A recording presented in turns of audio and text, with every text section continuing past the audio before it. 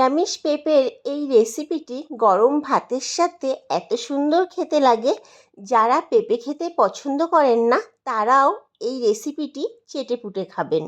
নমস্কার বন্ধুরা, kitchen of সোনটাই চ্যানেলে আপনাদের স্বাগত। আজকে এই রেসিপি নিরামিষ পেঁপে আলু ডালনা। আমি এখানে পেঁপে এবং আলুটাকে ভালোভাবে কেটে এবং ধুয়ে নিয়েছি। কড়াইতে জল বসিয়ে দিয়েছি। জলটা হালকা গরম হয়ে গেলে পেঁপে এবং আলুগুলো দিয়ে দিচ্ছি সিদ্ধ করার জন্য। এখন কড়াইটাকে ঢেকে দিই সিদ্ধ হওয়ার জন্য। অন্যদিকে চলুন একটা মশলা তৈরি করে নিই। একটা মিক্সি বাটির মধ্যে 2 ইঞ্চি মতো আদা কুচি করে নিয়েছি আর 5টা কাঁচা লঙ্কা নিয়ে নিয়েছি। বড় চামচের 1 চামচ গোটা জিরে আর একটা টমেটোকে টুকরো করে নিয়েছি। মশলাটা চলুন পেস্ট করে নিই। মশলা রেডি হয়ে গেছে। এখন কড়াইয়ের ঢাকনাটা তুলে দেখি। আমি এখানে আলু এবং পেঁপেটাকে 70% মতো সিদ্ধ করে নিয়েছি। পুরো সিদ্ধ করে নিলে মশলা কষানোর সময় আলু এবং পেঁপে ভেঙে যাবে, তখন তরকারিটা কিন্তু ঘাটা ঘাটা হয়ে যাবে, খেতে ভালো লাগবে না। এবার কড়াই থেকে নামিয়ে জল ঝরিয়ে নেব। অন্যদিকে কড়াইতে পরিমাণ মতো তেল দিয়ে দিয়েছি। এর মধ্যে গোটা জিরে, শুকনো লঙ্কা, তেজপাতা, গোটা গরম মশলা ফোড়ন দিয়ে দিলাম। গোটা গরম মশলা বলতে 2টো এলাচ এবং দারচিনি। কয়েক সেকেন্ড একটু মশলাটা ভেজে নিচ্ছি। এর মধ্যে পেস্ট করে রাখা মশলাটা দিয়ে ভালোভাবে সব কিছুর সাথে নাড়িয়ে নেব। 2 মিনিট মতো তেলের সাথে মশলাটাকে ভালোভাবে মিশিয়ে নেব। এখন এর মধ্যে দিয়ে দেব 1 চামচ মতো লবণ আর 1 চামচ হলুদ গুঁড়ো। আবারও সব কিছু ভালোভাবে মিশিয়ে নেব।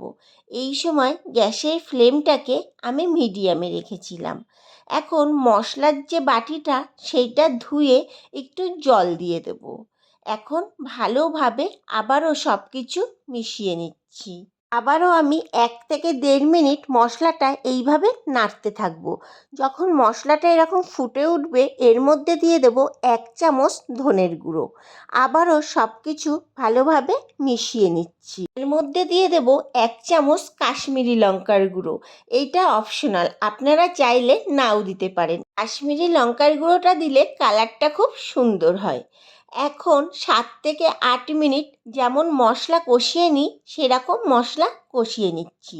গ্যাসের ফ্লেমটাকে মিডিয়ামে রেখেই মশলা কষাতে হবে। আমার মশলা থেকে অনেকটাই তেল ছেড়ে গেছে। এর মধ্যে সিদ্ধ করে রাখা পেঁপে এবং আলুটা দিয়ে আবারও ভালোভাবে কষিয়ে নেব।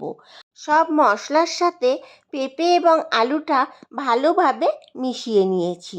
এখন গ্যাসের ফ্লেমটাকে একদম লোতে রেখে কড়াইটাকে ঢেকে দেব 5 মিনিটের জন্য। 5 মিনিট পর ফিরে আসলাম। কড়াইয়ের ঢাকনাটা তুলে দেখলাম ভালো মতো মশলাটা কষে গেছে। মশলা এবং পেঁপে আলু সুন্দরভাবে মিশে গেছে। দেখুন কেমন তেল উপর থেকে ভাসছে। এর মধ্যে পরিমাণ মতো এবার জল দিয়ে দেব।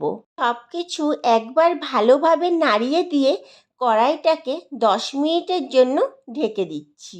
এই সময় কিন্তু গ্যাসের ফ্লেমটাকে আমি মিডিয়ামে রেখেছিলাম। 10 মিনিট পর ফিরে আসলাম। এখন আবারও একটু ভালোভাবে নাড়িয়ে দেখে নিচ্ছি পেঁপেটা ভালো মতো সিদ্ধ হয়েছে কিনা। সুন্দরভাবে সিদ্ধ হয়ে গেছে। এর মধ্যে দিয়ে দেব 1/2 চামচ মতো চিনি আর দিয়ে দেব 1 চামচ ঘি। আবারও আমি সব কিছু ভালোভাবে মিশিয়ে নেব। নামানোর আগে উপর থেকে দিয়ে দেব একটু ধনেপাতা কুচি। এখন একটু নাড়িয়ে কড়াই থেকে নামিয়ে নিচ্ছি। তৈরি হয়ে গেল আমার নিরামিষ পেঁপে আলু ডালনা। দেখতে যতটা লোভনীয় হয়েছে, খেতে তার থেকেও বেশি সুস্বাদু হয়েছিল। নিরামিষের দিনে আপনারা বাড়িতে একবার ট্রাই করে দেখতে পারেন। আশা করি আপনাদেরও ভালো লাগবে। আরও নতুন নতুন ভিডিও পাওয়ার জন্য আমার চ্যানেলটিকে সাবস্ক্রাইব এবং ফেসবুক পেজ থেকে দেখে থাকলে পেজটিকে ফলো করে দেওয়ার অনুরোধ রইল।